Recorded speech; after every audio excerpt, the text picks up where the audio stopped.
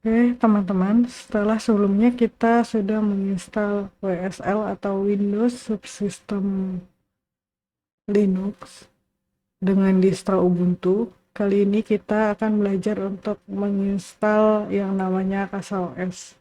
Untuk CasaOS ini merupakan sistem operasi cloud yang open source atau bersumber terbuka yang dirancang untuk penggunaan rumahan agar mudah dijalankan dan mengelola aplikasi self-host atau yang kita hosting sendiri. Misalnya NAS pribadi dengan antarmuka web yang user friendly dapat digunakan dengan mudah. Kemudian untuk CasaOS ini dia dibangun di atas Docker dan dia menyediakan cara yang sederhana untuk membuat personal cloud atau penyimpanan data pribadi, mengolah file, dan menjalankan beberapa aplikasi seperti Nextcloud untuk penyimpanan cloud dan emulator game. Contoh penggunaan CasaOS ini bisa kita gunakan untuk penyimpanan file yang dapat diakses di jaringan kita, kemudian sebagai media backup data untuk memastikan data-data kita tersimpan dan aman. Di tutorial kali ini kita akan melakukannya untuk fitur backup dan penyimpanan file data. Dan dengan NAS yang CasaOS ini memungkinkan beberapa pengguna atau perangkat dapat mengakses dan berbagi file secara bersamaan melalui jaringan. Nah, yang akan saya install karena ini masih menggunakan WSL yang terinstall di PC saya akan menjelaskan tutorial install CasaOS ini untuk diakses di jaringan lokal. Nanti kita juga akan belajar untuk penginstalan Nextcloud di CasaOS. Nah, CasaOS ini dia hanya bisa terinstall melalui sistem operasi seperti Linux, seperti Ubuntu, Debian, atau Raspberry Pi. Karena dia hanya bisa di sistem operasi Linux, maka sebelumnya kita perlu menginstal Windows Subsystem for Linux untuk menjalankan Linux di dalam Windows kita tanpa melalui virtualisasi.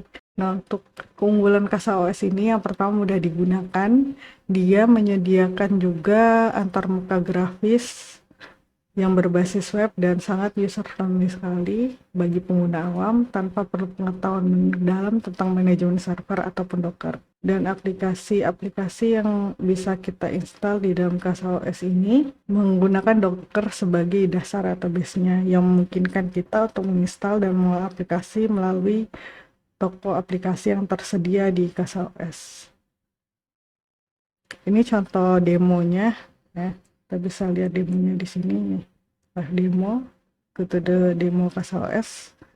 Nah, di sini ada App Store, aplikasi-aplikasi yang bisa kita install di dalam CasaOS-nya. Yang ketiga, keunggulan dari CasaOS ini adalah personal cloud yang memungkinkan kita untuk membuat layanan cloud atau penyimpanan data pribadi seperti alternatif dari Google Drive untuk mengelola dan berbagi file secara aman di rumah. Yang keempat, sederhana untuk home server dan NAS. Ideal untuk mengubah perangkat keras seperti Raspberry Pi atau komputer lama di rumah menjadi server yang mudah dikelola dengan berbagai keperluan. Yang kelima, sumber terbuka atau open source yang dapat dikembangkan oleh komunitas yang menawarkan solusi yang gratis dan fleksibel untuk kebutuhan cloud pribadi. Nah, untuk menginstal server CasaOS di Windows melalui WSL, kita aktifkan dulu WSL-nya. Kemudian buka terminal di dalam WSL Ubuntu kita. Kemudian jalankan script yang ada di dokumentasi CasaOS-nya. Ini bisa kita copy saja.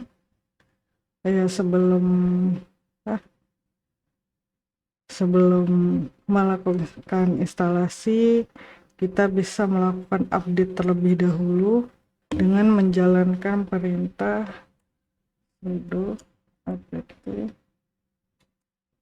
update. dan sudo apt upgrade.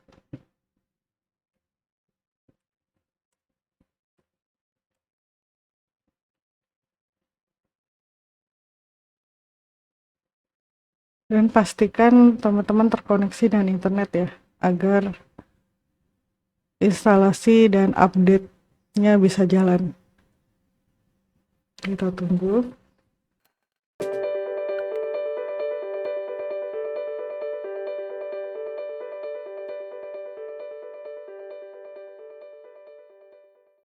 Nah, setelah ini kita bisa menginstal CasaOS-nya dan mengkopikan script di dalam dokumentasi CasaOS-nya.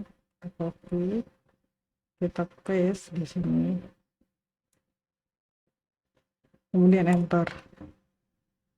Nah, script ini akan mengunduh dan menginstal CasaOS dan juga dependensinya. Pastikan teman-teman terhubung ke internet. Coba kita ke root ya.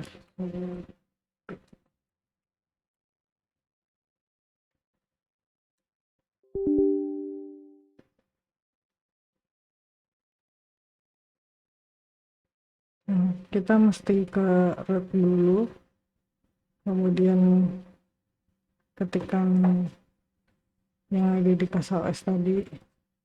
Kita tunggu hingga instalasinya selesai.